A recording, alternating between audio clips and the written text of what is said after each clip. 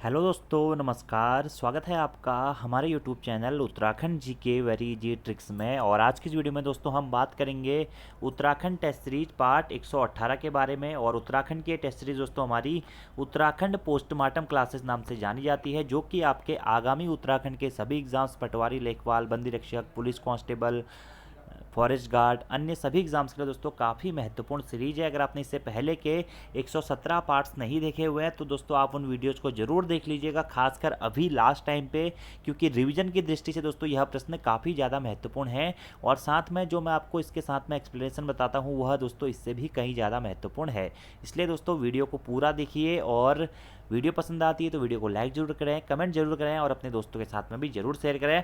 और दोस्तों हाल ही में हमारा दोस्तों 7 नवंबर से यूकेपीएससी प्रैक्टिस सेट का एक नया बैच भी शुरू हुआ है। तो अगर आप लोग यूकेपीएससी के आपके आगामी एग्जाम्स हैं और आप अपने आप को जज करना चाहते हैं कि आपकी तैयारी कैसी है, कितना आपका स्कोर बन पा रहा है, तो उसके लिए दोस्तों आप हमारे प्रैक्टिस सेट के कोर्सेज से जुड़ सकते हैं। और प्रैक्टिस सेट के कोर्सेज से जुड़ने के लिए दोस्तों आप प्ले स्टोर से हमारी एप्लीकेशन उत्तराखंड जी के वेरी जी ट्रिक्स को जरूर डाउनलोड कर लीजिएगा। और अगर आपको इसी प्रकार के उत्तराखंड के दोस्तों क्वेश्चंस लगाने हैं तो ये सारे क्वेश्चंस भी हमारे प्रैक्टिस टेस्ट के ही हैं। चलिए शुरू करते हैं दोस्तों आज की इस वीडियो को। प्रीवियस वीडियो में मैंने आपको होमवर्क का क्वेश्चन भी दिया था कि निम्न में सुमेलित नहीं है। झंडा मेला देहरादून में लगता है, जखौली मेला रुद्रप्रयाग में लगता है, जौलजी मेला पिथौरागढ़ में लगता है और बग्वाल मेला चंपावत में लगता है। तो कौन सा सुमेलित नहीं है यह पूछा गया। देखिए दोस्तों, झंडा मेला देहरादून में लगता है, बिल्कुल सही है। जौलजी मेला काली गंगा और गोरी गंगा नदियों के संगम पर पिथौरागढ़ जनपद में लगता है, बिल्कुल सही है। बग्वाल मेला दोस्तों चंपावत जनपद में लगता है, जिसे आषाढ़ी देवी कौतिक के नाम से भी जाना जाता है, देवी धुरा मेले के नाम से भी दोस्तों इसे जाना जाता है, और पाषाण युद्ध मेले के नाम से भी बग्वाल मेले को ही जाना जाता है, जो कि चंपावत में लगता है। जबकि दोस्तों जखोली मेला कहाँ लगता है, यह जखोली मेला दोस्तों लगता है हमारा जौनसार बाबर वाले क्षेत्र में, चक्राता के आसपास जौनसार बाबर वाला जो क्षेत्र है वहाँ पर हमारा जखोली मेला लगता है। तो ये सारे पॉइंट आपको याद रखना है। अब उत्तराखंड के दोस्तों कुछ महत्वपूर्ण मेले मैं आपको बताता हूँ। चंपावत से शुरुआत करते हैं। चंपावत में देखिए दोस्तों बग्वाल मेला हो गया, ठीक है, जोड़ मेला हो गया जो कि मीठा रीठा साइड में लगता है, कौन सा, जोड़ मेला, ठीक है, आषाढ़ी कौतिक मेला हो गया, देवी धुरा मेला हो गया, पाषाण युद्ध मेला हो गया, बालेश्वर मेला हो गया, ठीक है। इसी के साथ साथ में दोस्तों अगर हम चंपावत की बात करें तो बालेश्वर मेला आपका हो गया, ठीक है। और एक गोलजू महोत्सव का आयोजन भी चंपावत जनपद में किया जाता है, ठीक है। इसी के साथ साथ में दोस्तों अगर हम चंपावत जनपद की बात करें तो पूर्णागिरि मेला हो गया दोस्तों, ठीक है। पूर्णागिरि मेला भी बहुत महत्वपूर्ण है।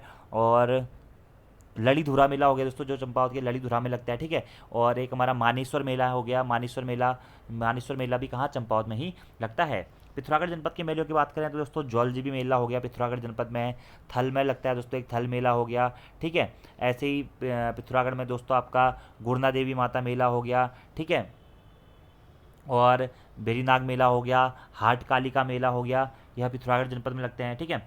ऐसे देहरादून की बात करें तो दोस्तों देहरादून में आपका झंडा मेला हो गया, काफ़ी महत्वपूर्ण है, ठीक है। और इसके साथ साथ में टपकेश्वर मेला हो गया, ठीक है, भद्रराज देवता का मेला हो गया, ठीक है। हरिद्वार की बात करें दोस्तों, हरिद्वार में कुंभ मेला काफ़ी फेमस है, ठीक है। अर्ध कुंभ मेला भी पिथौरागढ़ में हरिद्वार में लगता है, ठीक है। और पीरान कलियर मेला जिसे हम दोस्तों उर्स मेले के नाम से भी जानते हैं, ठीक है, यह भी हमारा कहाँ, हरिद्वार में लगता है। बागेश्वर की बात करें तो उत्तरायणी कौतिक मेला दोस्तों बहुत महत्वपूर्ण मेला है, उत्तराखंड के सबसे प्राचीन मेले के रूप में जाना जाता है, जो कि कहाँ लगता है, बागेश्वर जनपद में लगता है। गौचर में दोस्तों गौचर मेला आपको याद रखना है, गौचर मेला यह कहाँ लगता है, गौचर चमोली जनपद में लगता है, ठीक है। एक दोस्तों हरियाली पूड़ा मेला है जो कर्णप्रयाग चमोली मतलब चमोली में ही लगता है, हरियाली पूड़ा मेला, ठीक है। एक है तिमुड़ा मेला दोस्तों जो भी चमोली जनपद में लगता है, जोशीमठ के पास में, ठीक है। एक है दोस्तों दनगल मेला, बैकुंठ चतुर्दशी मेला, गेंदा मेला, यह सभी कहाँ, ये तीनों मेले दोस्तों हमारा पौड़ी गढ़वाल जनपद में आयोजित होते हैं, ठीक है। ऐसे दोस्तों एक है नुड़ाई मेला, नुड़ाई मेला भी जौनसार बाबर वाले क्षेत्र में लगता है। जखोली मेला भी जौनसार बाबर वाले क्षेत्र में लगता है। यह उत्तराखंड के कुछ महत्वपूर्ण मेले हैं दोस्तों जो कि आपको याद रखने हैं। अगले प्रश्न की बात करते हैं। अगला हमारा प्रश्न है 2011 की जनगणना के अनुसार उत्तराखंड की सबसे कम नगरीय जनसंख्या प्रतिशत वाला जनपद कौन सा है। तो 2011 की जनगणना के अनुसार दोस्तों उत्तराखंड का सबसे कम नगरीय जनसंख्या वाला प्रतिशत दोस्तों कौन सा, बागेश्वर। और वहीं आपसे प्रश्न पूछा था कि उत्तराखंड का सर्वाधिक नगरीय जनसंख्या प्रतिशत वाला जिला कौन सा है, तो सर्वाधिक है दोस्तों देहरादून, और सबसे कम नगरीय जनसंख्या प्रतिशत वाला जिला कौन सा है, बागेश्वर है। बागेश्वर जनपद की जो नगरीय जनसंख्या प्रतिशत है वो मात्र 3.49% है, और वहीं देहरादून का जो नगरीय जनसंख्या प्रतिशत है वो है दोस्तों आपका 55.52%। ठीक है। अगर दोस्तों हम उत्तराखंड की बात करें तो 2011 की जनगणना के अनुसार दोस्तों राज्य के 69.77% भाग पर हमारा ग्रामीण अधिवास है, और शेष जो 30.23% भाग बचा उसमें दोस्तों नगरीय अधिवास हमारा पाया जाता है। और अगर हम बात करें कि नगरीकरण के मामले में उत्तराखंड का भारत में कौन सा स्थान है, नगरीकरण के मामले में उत्तराखंड का भारत में 20वां स्थान है। ठीक है। और उत्तराखंड का सर्वाधिक नगरीकृत जनसंख्या वाला नगरीय जनसंख्या प्रतिशत वाला जिला है देहरादून, और सबसे कम नगरीय जनसंख्या प्रतिशत वाला जिला है दोस्तों कौन सा, बागेश्वर। ऐसे ही अगर प्रश्न पूछा जाता कि उत्तराखंड में सर्वाधिक ग्रामीण जनसंख्या प्रतिशत वाला जिला कौन सा है, तो वो हो जाएगा बागेश्वर, और सबसे कम ग्रामीण जनसंख्या प्रतिशत वाला जिला कौन सा है, तो वो हो जाएगा दोस्तों आपका क्या, देहरादून। जस्ट इसका आपको अपोजिट में याद रख लेना है। तो नगरीय जनसंख्या कितनी है, कितने प्रतिशत है दोस्तों, उत्तराखंड की 30.23% है, और ग्रामीण जनसंख्या कितनी है, वो है 69.77%। ये सारे पॉइंट दोस्तों आपको बात याद करने है। ठीक है। ऐसे साक्षरता कितनी है, उत्तराखंड राज्य की 78.82% है। ठीक है। जनघनत्व तो कितना है दोस्तों, जनघनत्व है आपका 189। ठीक है। लिंगानुपात कितना है आपका, लिंगानुपात दोस्तों कितना, 963। जनसंख्या कितनी है दोस्तों, जनसंख्या है 1,86,292। ठीक है। और 10 की वृद्धि दर कितनी है दोस्तों, 10 की वृद्धि दर 8.81%। ठीक है। तो ये सारे पॉइंट दोस्तों आपको याद रखने हैं, एग्जाम्स के पॉइंट ऑफ व्यू से महत्वपूर्ण है। अगले प्रश्न की बात करते हैं, निम्न में सम्मिलित नहीं है। धनलेख उत्सव थारू जनजाति के द्वारा मनाया जाता है। गमन्या व्यापार प्रणाली भोटिया जनजाति में पाई जाती है। मकर संक्रांति राजी जनजाति के द्वारा मनाए जाने वाला त्यौहार है। या मालगती प्रथा बोक्सा जनजाति के द्वारा, या बोक्सा जनजाति में होती है क्या, मालगती प्रथा। तो कौन सा सुमेलित नहीं है दोस्तों पूछा गया है, तो जो धनलेख उत्सव है दोस्तों यह थारू जनजाति में ना बना के कौन सा, राजी जनजाति में इस उत्सव का आयोजन किया जाता है। किस जनजाति में, राजी जनजाति में। ठीक है। और उत्तराखंड में दोस्तों 5 जो है हमारी जनजातियाँ, उन्हें अनुसूचित जनजातियों का दर्जा प्राप्त है। कौन कौन सी है, थारू, भोटिया, बोक्सा, राजी और जौनसारी। सर्वाधिक जनसंख्या वाली जनजाति कौन सी है दोस्तों, थारू है, और सबसे कम जनसंख्या वाली जनजाति कौन सी है दोस्तों, राजी है। ठीक है। और थारू जनजाति मुख्यतः कहाँ निवास करती है, उधम सिंह नगर जनपद में निवास करती है। राजी जनजाति दोस्तों मुख्यतः कहाँ, पिथौरागढ़ जनपद में निवास करती है। और इन सभी जनजातियों को 1967 में दोस्तों अनुसूचित जनजाति का दर्जा दिया गया था। उत्तराखंड की सर्वाधिक साक्षर जनजाति दोस्तों भोटिया जनजाति है। बोक्सा जनजाति मुख्यतः उधम सिंह नगर जनपद में ही निवास करती है। ठीक है। काशीपुर वाला एरिया, बनबसा वाला एरिया, ये बोक्सा जनजाति के लिए फेमस है। भोटिया जनजाति दोस्तों पिथौरागढ़ और चमोली और उत्तरकाशी जनपद में निवास करती है, सर्वाधिक पिथौरागढ़ जनपद निवास करती है। ठीक है। जो हमारा जौनसारी जनजाति दोस्तों, यह जौनसार बाबर क्षेत्र जो हमारा देहरादून के आसपास का क्षेत्र है, उत्तरकाशी के आसपास का क्षेत्र है, वहां पर सर्वाधिक निवास करती है। ये आपको सभी पॉइंट डायरेक्टली नोट करने हैं। ठीक है। सर्वाधिक साक्षर जनजाति भोटिया, और सर्वाधिक सबसे कम साक्षर जनजाति कौन सी है, वो है दोस्तों आपका राजी जनजाति। ये सारे पॉइंट आपको याद रखने हैं। अगले प्रश्न की बात करते हैं दोस्तों कि राज्य में प्रथम रेल पथ का निर्माण 1884 में किया गया था। कहाँ से कहाँ तक, लक्सर से हरिद्वार तक, किच्छा से काठगोदाम तक, हरिद्वार से ऋषिकेश तक, या हरिद्वार से देहरादून तक। ठीक है। तो राज्य में प्रथम रेल पथ का निर्माण दोस्तों 1884 में किया गया था, जो कि आपका किच्छा से काठगोदाम था। वैसे दोस्तों यह रेल पथ जो था यह रामपुर से काठगोदाम तक था। ठीक है। रामपुर से काठगोदाम तक था, रामपुर, बरेली, किच्छा, काठगोदाम करके था, लेकिन ऑप्शंस के अकॉर्डिंग आपका किच्छा से काठगोदाम इसका आंसर हो जाएगा। तो राज्य में प्रथम रेल पथ का निर्माण 1884 में किया गया था, आपको याद रखना है। या राज्य में प्रथम रेल कब चली थी, 1884 में चली थी। ठीक है। जो कि किच्छा से काठगोदाम के बीच में चली थी। ठीक है। और यहीं से एक प्रश्न बनता है दोस्तों कि काठगोदाम रेलवे स्टेशन का निर्माण कब से शुरू हुआ था, 1864 से दोस्तों इस रेलवे स्टेशन का निर्माण शुरू हो गया था, और यह बनकर कब तैयार हुआ था, 1884 में। ठीक है। उत्तराखंड का सबसे पहला रेलवे स्टेशन कौन सा था, वह दोस्तों काठगोदाम रेलवे स्टेशन ही था, जो कि 1884 में बना था। ये पॉइंट आपको दोस्तों डायरेक्टली याद रखना है। अब उत्तराखंड में जो हमारा देहरादून रेलवे स्टेशन है वह कब बना था दोस्तों, 1899 या 1900 के आसपास में देहरादून रेलवे स्टेशन बना था। इसकी शुरुआत 1900 से हुई थी, और 2003 में देहरादून रेलवे स्टेशन को ISO का दर्जा दिया गया था। ऐसे दोस्तों कोटद्वार रेलवे स्टेशन कब बनाया गया था, 1890 में कोटद्वार रेलवे स्टेशन बनाया गया था, जो कि गढ़वाल का पहला रेलवे स्टेशन था। ठीक है।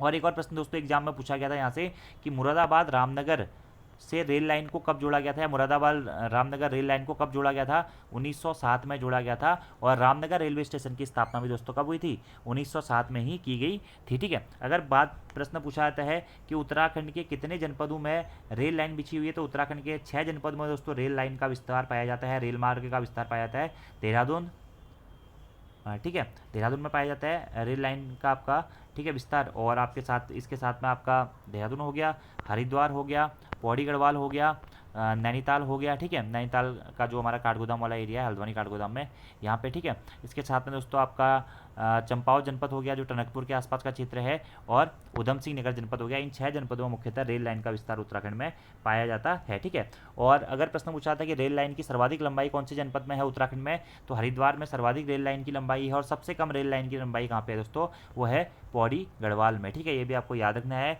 और प्लेटफॉर्म की संख्या के आधार पर उत्तराखंड का सबसे बड़ा स्टेशन कौन सा है, वो है दोस्तों हरिद्वार रेलवे स्टेशन। ठीक है, और अगर आपसे प्रश्न पूछा जाता है कि उत्तराखंड में प्रथम जो रेल चली थी वो तो चली थी कब, 1884 में, लेकिन एक और प्रश्न आता है कि सबसे पहला रेल इंजन कब चला था, तो वो चला था 22 दिसंबर 1851 को। ठीक है, रुड़की से पीरान कलियर के मध्य में यह प्रॉबी कार्टलेज के द्वारा जब ऊपरी गंगा नहर का निर्माण किया जा रहा था, तो उस टाइम पे इस रेल इंजन को चलाया गया था। कहाँ से, रुड़की से लेकर पीरान कलियर तक। और उत्तराखंड में रेल पथ की कुल लंबाई दोस्तों कितनी है, 344.19 किलोमीटर है। अभी आपको पता है दोस्तों 4 धाम रेल प्रोजेक्ट भी आपका चल रहा है, जिसमें ऋषिकेश कर्णप्रयाग रेल लाइन हमारी चल रही है। ठीक है, जिसका निर्माण कार्य आपका 2019 से स्टार्ट हुआ है। उत्तराखंड में कुल रेलवे स्टेशन कितने हैं दोस्तों, 41 उत्तराखंड में कुल रेलवे स्टेशन हैं, ये भी आपको याद रखना है। अगले प्रश्न की बात करते हैं, निम्न में सुमेलित नहीं है। लोहारी नागपाला परियोजना शारदा नदी पर है, भालूगढ़ जलप्रपात नैनीताल जनपद में है, खोदरी परियोजना यमुना नदी पर है, या कैंपटी जलप्रपात टिहरी जनपद में स्थित है। देखिए दोस्तों, कैंपटी जलप्रपात टिहरी में स्थित है, तो बिल्कुल सही है। ठीक है, भालूगढ़ जलप्रपात नैनीताल जनपद में स्थित है, बिल्कुल सही है दोस्तों। ठीक है, खोदरी जल विद्युत परियोजना आपका यमुना नदी पर बनाई जा रही है, ये भी बिल्कुल सही है। ठीक है, जबकि कौन सा सुमेलित नहीं है पूछा गया, तो सुमेलित दोस्तों आपका ऑप्शन नंबर ए नहीं है। क्या, लोहारी नागपाला परियोजना, यह शारदा नदी पर ना होकर कौन सी नदी पर है, यमुना नदी पर दोस्तों यह परियोजना हमारी बनाई जा रही है। कौन सी, लोहारी नागपाला परियोजना। तो लोहारी जो परियोजना है दोस्तों, ये आपका कौन सी नदी पर है, यमुना नदी पर, इसका राइट आंसर हो जाएगा। ठीक है, और उत्तराखंड की प्रमुख जल विद्युत परियोजनाओं के ऊपर दोस्तों मैंने एक वीडियो बनाया हुआ है, वो वीडियो आप लोग जरूर देख लीजिएगा, एग्जाम में वहाँ से दोस्तों प्रश्न पूछे जाएंगे। ठीक है, उसमें मैंने लगभग सभी जल विद्युत परियोजनाएं आपको बताई हुई है, जैसे कि विष्णुघाट जल विद्युत परियोजना आपका चमोली जनपद में स्थित है। ठीक है, ऐसे ही बात करें दोस्तों, पूर्वी धौलीगंगा जल विद्युत परियोजना पिथौरागढ़ जनपद में स्थित है। ठीक है, पिंडर जल विद्युत परियोजना हमारा मतलब पिंडर नदी पर स्थित है। इस प्रकार के प्रश्न जो हैं, ठीक है, जो मैंने सारे बताए हुए हैं, जैसे कि हमारा जो टिहरी बांध परियोजना है टिहरी नदी पर है। ठीक है, कोटेश्वर बांध परियोजना भागीरथी नदी पर है। टिहरी बांध परियोजना भागीरथी और भिलंगना के संगम पर स्थित है। तो ये सारे पॉइंट मैंने उसमें बताए हुए हैं, तो उसको आप जरूर देख लीजिएगा। अगले प्रश्न की बात करते हैं कि कालिदास की किस रचना में हिमालय को औषधि प्रस्थ नाम से उल्लेखित किया गया है। तो कालिदास की दोस्तों कुमार संभव जो एक रचना है, इसमें हिमालय को क्या औषधि प्रस्थ कहकर उल्लेखित किया गया है, किस नाम से औषधि प्रस्थ कहकर उल्लेखित किया गया है कालिदास की कुमार संभव रचना में। ठीक है, और ये जो सभी रचनाएं दोस्तों, मेघदूत हो गया, अभिज्ञान शाकुंतलम हो गया, कुमार संभव हो गया और मालविकाग्निमित्रम हो गया, यह सभी रचनाएं किसकी हैं, कालिदास के द्वारा रचित है। ठीक है, और कालिदास की जन्मभूमि के रूप में भी दोस्तों उत्तराखंड को ही जाना जाता है, और उत्तराखंड में रुद्रप्रयाग में स्थित कविल्टा गाँव को दोस्तों कालिदास की जन्मभूमि के रूप में जाना जाता है। और ये मेघदूतम किसकी रचना है, कालिदास की। अभिज्ञान शाकुंतलम भी कालिदास की रचना है, कुमार संभव भी दोस्तों कालिदास की रचना है, और मालविकाग्निमित्रम भी हमारा कालिदास की ही रचना है, जिसमें दोस्तों जो कुमार संभव इनकी रचना है, इसमें हिमालय को औषधि प्रस्थ नाम से उल्लेखित किया गया है। किस नाम से उल्लेखित किया गया, औषधि प्रस्थ नाम से हिमालय को दोस्तों उल्लेखित किया गया है। ठीक है, ऐसे दोस्तों कण्वाश्रम दोस्तों जो कि हमारा कौन सी नदी के या आपने पढ़ा होगा कण्वाश्रम, इसको वर्तमान में चौका घाट नाम से जाना जाता है, यह मालिनी नदी के तट पर स्थित है। ठीक है, और कण्वाश्रम जो है वह दुष्यंत शकुंतला की प्रेम कहानी के कारण भी काफ़ी प्रसिद्ध माना जाता है। और महाकवि कालिदास ने जो इनका ग्रंथ था कौन सा, अभिज्ञान शाकुंतलम ग्रंथ में, या महाकवि कालिदास ने अपने जो इनका अभिज्ञान शाकुंतलम जो ग्रंथ था, इसकी रचना भी मालिनी नदी के तट पर ही करी थी, ठीक है। और इसमें ही इन्होंने दृष्टांत शकुंतला के प्रेम प्रसंग के बारे में बताया है। तो प्रश्न इस प्रकार से बन सकता है कि कालिदास की किस रचना में हमें कण्वाश्रम का उल्लेख मिलता है, तो अभिज्ञान शाकुंतलम में मिलता है, याद रखना है आपको। अगले प्रश्न की बात करते हैं, किस राष्ट्रीय उद्यान में पक्षियों की सर्वाधिक प्रजातियां पाई जाती हैं। तो दोस्तों जिम कॉर्बेट राष्ट्रीय उद्यान जो है हमारा, वहाँ पर पक्षियों की सर्वाधिक प्रजातियां पाई जाती हैं। उत्तराखंड में दोस्तों राष्ट्रीय उद्यानों की बात करें तो उत्तराखंड में 6 राष्ट्रीय उद्यान हैं और 7 दोस्तों वन्यजीव विहार हैं। ये सभी आपको याद होने चाहिए। और एक और प्रश्न एग्जाम में पूछा गया था कि उत्तराखंड में सर्वाधिक राष्ट्रीय उद्यान और वन्यजीव विहार किस जनपद में स्थित है, तो वह चमोली जनपद में स्थित है, ठीक है। अभी हाल ही में वीडियो के एग्जाम में शायद यह प्रश्न पूछा गया था। अब ये 6 राष्ट्रीय उद्यान जो हैं दोस्तों कौन कौन से हैं, कॉर्बेट राष्ट्रीय उद्यान, गोविंद राष्ट्रीय उद्यान, नंदा देवी राष्ट्रीय उद्यान, फूलों की घाटी राष्ट्रीय उद्यान, राजाजी राष्ट्रीय उद्यान और गंगोत्री राष्ट्रीय उद्यान। जिसमें से दोस्तों सर्वाधिक पक्षियों पक्षियों की सर्वाधिक प्रजातियां कहाँ पाई जाती हैं, कॉर्बेट राष्ट्रीय उद्यान में पाई जाती हैं। कॉर्बेट नेशनल पार्क के बारे में बात करें दोस्तों तो 1936 में दोस्तों हमारा कॉर्बेट नेशनल पार्क की स्थापना हुई थी। सर हैली के नाम से, इसे हैली राष्ट्रीय उद्यान के नाम से दोस्तों स्थापित किया गया था। और यह दोस्तों भारत का ही नहीं बल्कि एशिया का भी पहला राष्ट्रीय उद्यान था, ठीक है। उसके बाद 1952 में इसका नाम दोस्तों रामगंगा नेशनल पार्क रखा गया था। फिर 1957 में इसका नाम परिवर्तित करके प्रसिद्ध प्रकृति प्रेमी जिम कॉर्बेट के नाम पर कॉर्बेट राष्ट्रीय उद्यान रख दिया गया था। और वर्तमान में दोस्तों फिर से 2022 में इसका नाम परिवर्तित करके रामगंगा नेशनल पार्क कर दिया गया है। तो कॉर्बेट राष्ट्रीय उद्यान सर्वाधिक पक्षियों की प्रजातियां यहाँ पर दोस्तों पाई जाती हैं। लगभग 570 पक्षियों की प्रजातियां यहाँ पर पाई जाती हैं, ठीक है। और कॉर्बेट राष्ट्रीय उद्यान को दोस्तों भारत का पहला बाघ संरक्षित क्षेत्र भी घोषित किया गया था, या भारत का पहला बाघ संरक्षित राष्ट्रीय उद्यान भी घोषित किया गया था। और कब किया गया था, 1 नवंबर 1973 को, ठीक है। और जो पाटली दून है वह भी दोस्तों कॉर्बेट राष्ट्रीय उद्यान के मध्य में ही स्थित है, ठीक है। और कॉर्बेट राष्ट्रीय उद्यान का दोस्तों जो आपका आप ही कह सकते हैं प्रवेश द्वार है वो कौन सा है, ढिकाला है, ठीक है। तो पूर्वी प्रवेश द्वार ढिकाला कहा जाता है। और वहीं दोस्तों पश्चिमी प्रवेश द्वार के रूप में कोटद्वार को जाना जाता है, ठीक है। और कॉर्बेट राष्ट्रीय उद्यान का जो विस्तार है दोस्तों 2 जनपदों में पाया जाता है, पौड़ी गढ़वाल जनपद और हमारा नैनीताल जनपद में। ये सभी पॉइंट दोस्तों आपको डायरेक्टली याद रखने हैं। और एक और पॉइंट यहाँ से याद रखना दोस्तों आपको कि बाघों की रक्षा हेतु केंद्र की सहायता से यहाँ पे स्पेशल टाइगर प्रोटेक्शन फोर्स का गठन कब किया गया था, 2013 में किया गया था। यह क्वेश्चन भी फॉरेस्ट गार्ड के एग्जाम में पूछा जा चुका है। बाकी इनके ऊपर दोस्तों मैं वीडियो बना चुका हूँ, आप देख सकते हैं। बाकी 1936 में देखिए कॉर्बेट राष्ट्रीय पार्क की स्थापना हुई थी। गोविंद जो आपका नेशनल पार्क है ये तो अभी गोविंद वन्यजीव विहार है, इसकी स्थापना हुई थी कब, 1955 में गोविंद वन्यजीव विहार की। नंदा देवी नेशनल पार्क की बात करें, नंदा देवी राष्ट्रीय उद्यान की स्थापना 1982 में हुई थी, यह चमोली जनपद में स्थित है। राजाजी राष्ट्रीय उद्यान की बात करें तो राजाजी राष्ट्रीय उद्यान की स्थापना दोस्तों 1983 में हुई थी और इसका विस्तार 3 जनपद में पाया जाता है, देहरादून, पौड़ी गढ़वाल और हरिद्वार। देहरादून जनपद में इसका मुख्यालय स्थित है। फूलों की घाटी राष्ट्रीय उद्यान, उसकी स्थापना 1982 में हुई थी, वह चमोली जनपद में स्थित है। और गोविंद राष्ट्रीय उद्यान 1980 में इसकी स्थापना हुई थी और वह उत्तरकाशी जनपद में स्थित है। यह पॉइंट आपको याद रखना है। और क्षेत्रफल की दृष्टि से उत्तराखंड का सबसे बड़ा राष्ट्रीय उद्यान है गंगोत्री राष्ट्रीय उद्यान, और वहीं क्षेत्रफल की दृष्टि से उत्तराखंड का सबसे छोटा राष्ट्रीय उद्यान है फूलों की घाटी राष्ट्रीय उद्यान। सभी पॉइंट आपको याद रखने हैं। अगले प्रश्न की बात करते हैं दोस्तों कि पलेठी का सूर्य मंदिर कहाँ स्थित है, ठीक है। तो पलेठी का सूर्य Narendranagar block, Jakhnidhar block, Kirtinagar block या देवप्रयाग ब्लॉक। तो पलेठी का सूर्य मंदिर दोस्तों टिहरी गढ़वाल जनपद में स्थित है। और टिहरी गढ़वाल जनपद में दोस्तों देवप्रयाग ब्लॉक में हमारा या देवप्रयाग विकासखंड में पलेठी का सूर्य मंदिर स्थित है, ठीक है। और देवप्रयाग विकासखंड में भी दोस्तों हिंडोला खाल नामक स्थान के पास में हमारा पलेठी का सूर्य मंदिर स्थित है, ठीक है। और उत्तराखंड में दोस्तों सबसे प्रसिद्ध सूर्य मंदिर कौन सा है, वह है कटारमल सूर्य देवता का मंदिर, ठीक है। कटारमल सूर्य देवता का मंदिर जो कि अल्मोड़ा में स्थित है, ठीक है, जिसे बुलादित्य या गुड़ादित्य सूर्य मंदिर के नाम से भी जाना जाता है। और कटारमल के द्वारा इस मंदिर को बनाया गया था, ठीक है। एक है दोस्तों खेती खान का सूर्य मंदिर जो कि आपका क्या है चंपावत में स्थित है। और दोस्तों मैंने इसके ऊपर भी एक वीडियो बनाई हुई है उत्तराखंड के प्रमुख सूर्य मंदिर करके, तो आप वो वीडियो भी जरूर देख लीजिएगा, वहाँ पर आपको कई सारे इंपॉर्टेंट फैक्ट्स मिल जाते हैं। अगले प्रश्न की बात करते हैं दोस्तों, निम्नलिखित में से सुमेलित नहीं है। सीतापुर मंदाकिनी नदी के तट पर स्थित है, मिलम गौरीगंगा नदी के तट पर स्थित है, बड़कोट भागीरथी नदी के तट पर स्थित है और रुद्रपुर कल्याणी नदी के तट पर स्थित है। देखिए दोस्तों ये सीतापुर है, यह कहाँ पड़ता है, यह पड़ता है रुद्रप्रयाग जनपद में। मिलम ग्लेशियर दोस्तों आपको बताइए कहाँ पड़ता है, पिथौरागढ़ जनपद में। बड़कोट दोस्तों कहाँ पड़ता है, उत्तरकाशी में। और रुद्रपुर कहाँ पड़ता है दोस्तों, उधमसिंह नगर जनपद में। तो देखिए रुद्रपुर कल्याणी नदी के तट पर स्थित है, बिल्कुल सही है। मिलम गोरीगंगा नदी के तट पर स्थित है, बिल्कुल सही है। सीतापुर मंदाकिनी नदी के तट पर स्थित है, बिल्कुल सही है। जबकि दोस्तों बड़कोट कौन सी नदी के तट पर स्थित है, बड़कोट दोस्तों यमुना नदी के तट पर स्थित है। यमुना नदी के तट पर यह बड़कोट स्थित है। और दोस्तों मैंने एक वीडियो बनाया हुआ है उत्तराखंड नदी तंत्र का, एक मैराथन वीडियो है दोस्तों। नदी तंत्र का हो गया, उत्तराखंड के इतिहास का हो गया, और उत्तराखंड में जो हमारा पॉलिटी है, उत्तराखंड की राजनीतिक प्रशासनिक ढांचा हो गया, उत्तराखंड का भूगोल का हो गया, इनके मैंने हर किसी टॉपिक के 2-2 ढाई घंटे के दोस्तों वीडियो अपलोड किए हुए हैं। तो वो वीडियो आप लोग जरूर देख लीजिएगा, आपके एग्जाम्स के लिए बहुत ज़्यादा महत्वपूर्ण है। तो नदी तंत्र वाले लेसन में भी मैंने जब परीक्षा वाणी की सीरीज कराई थी, आपको सारे फैक्ट बताए हुए थे। और दोस्तों आज का आपका लास्ट क्वेश्चन है कि पानी राखो आंदोलन किस जनपद से संबंधित है, या पानी राखो आंदोलन की शुरुआत किस जनपद से हुई थी। तो पानी राखो आंदोलन की शुरुआत दोस्तों सचिदानंद भारती जी के द्वारा की गई थी, और 1989 के आसपास में दोस्तों इस आंदोलन की शुरुआत होती है। और किस जनपद से इसकी शुरुआत की जाती है दोस्तों, आपका पौड़ी गढ़वाल जनपद से हमारा पानी राखो आंदोलन की शुरुआत की जाती है। तो पानी राखो आंदोलन दोस्तों